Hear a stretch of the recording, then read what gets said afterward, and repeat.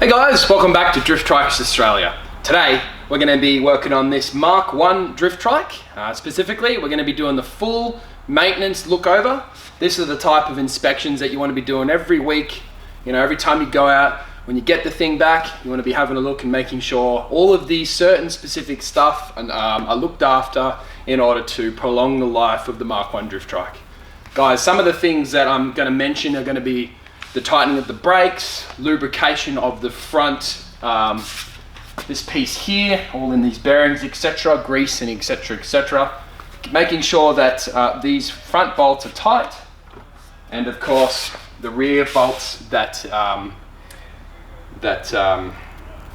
of course these rear brackets, guys, on the back hubs, they do tend to get loose due to the nature of the sport. Obviously you're drifting around corners, there's a lot of wear and tear and they like to wobble. So I like to tighten them up periodically to make sure the whole Mark 1 drift trike stays together and operates as it should. Guys, the last thing that I'm going to run through is also the battery. Obviously, if you're not using this drift trike for long extended periods of time, you want to make sure that you don't store the battery in anything more than 50% charge. A lithium battery stored at 100% charge will degrade the battery life pretty significantly across the years. Guys, I want these batteries to last 4 or 5 years, 1,000 charging cycles. So to make that happen, you do want to make sure that the batteries aren't stored in a high charged capacity. Alrighty guys, let's jump into it. Alrighty guys, so I'm going to start here over at the brakes. Now, I'm going to rotate this to the side.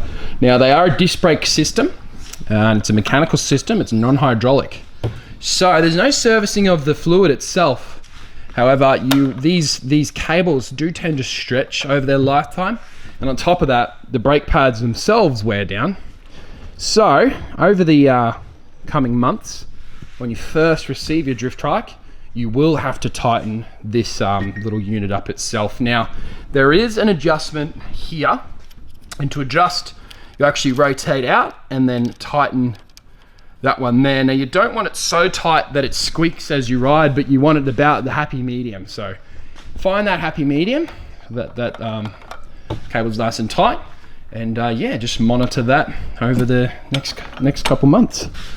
Alrighty guys, so the next part that I want to point out is when you first ride this drift trike and hit your first few little bumps, you might find that these bolts here, these nuts, come loose. So you want to be tightening them up pretty firm, not too firm that you strip the thread of the nut itself, or the bolt itself, but yeah, nice and tight. Definitely monitoring them, making sure that they're not wobbling around, etc., because you'll lose a lot of the structural rigidity in the front of the machine. Okay guys, the next thing, these little seals around these forks, you can see they get a bit of residue on them. You want to keep that nice and clean in order to prolong the life of the front suspension's shocks themselves. If you get dirt in there, obviously within the seal, it will actually wear it down and begin to leak. So definitely keep an eye on that. Now, probably the most important thing to keep an eye on with the Mark 1s is this front bearing setup within here. It's designed basically, you can see this clamp at the top, this one here. Basically, this is designed to clamp down on this fork setup and hold it in place. And then if you have a look on the top, you've got a little Torx bit, and that's designed when you're assembling it to pull the fork in the upwards direction, tightening it all together so you don't have a wobble. This one actually does need an adjustment. Go ahead and do that adjustment straight away, because you'll take it for your first drive and it will be tight at the beginning, and then by the end of that ride you will notice it has a bit of a wobble in it. So yep, cruise in, undo these bolts, undo the top one, press down on it, and then tighten that top one up, and then tighten those top 2 Allen keys, and it will yeah, it will stay nice and tight. Again guys, you may need to do that again in a month or so after a few rides. It's just the nature of the sport, as I say.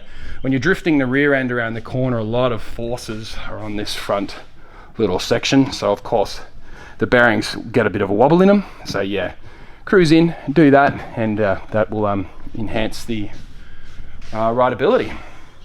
Okay, now this unit doesn't have a battery currently installed, as I do have my batteries just on the shelf here. It's for good reason. I can actually basically monitor the voltages and keep them at an appropriate level for long-term storage. So yeah, you can take your battery off. So guys, in order to get your battery to a 50% charged state, you've actually got to drive the machine. So drive it around, get it nice and flat. You should see on this here, maybe it hovering around the half position when you're not on the machine.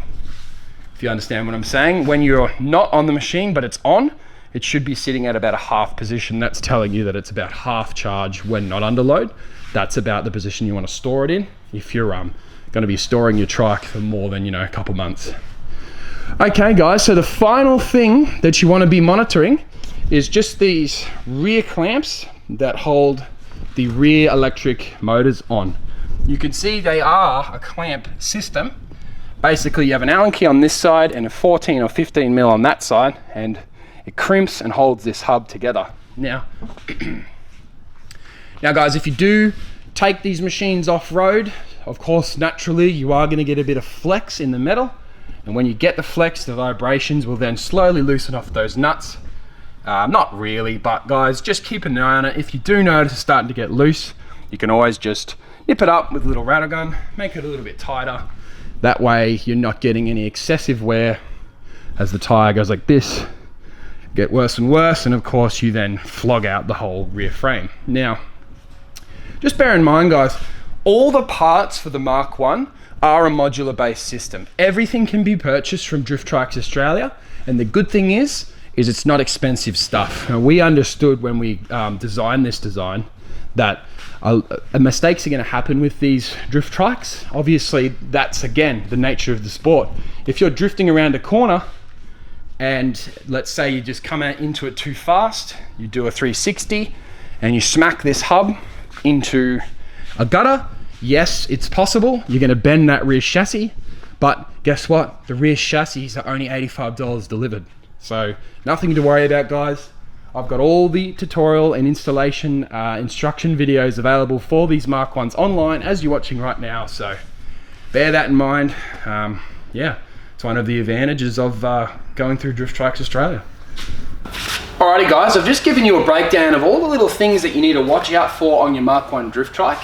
Now, if you are, let's say that you do decide that you want to perform the maintenance on any specific part of this trike, of course, cruise onto the channel, go into the videos of how to, etc. And you will find each video that shows you how to do each specific thing on our YouTube channel.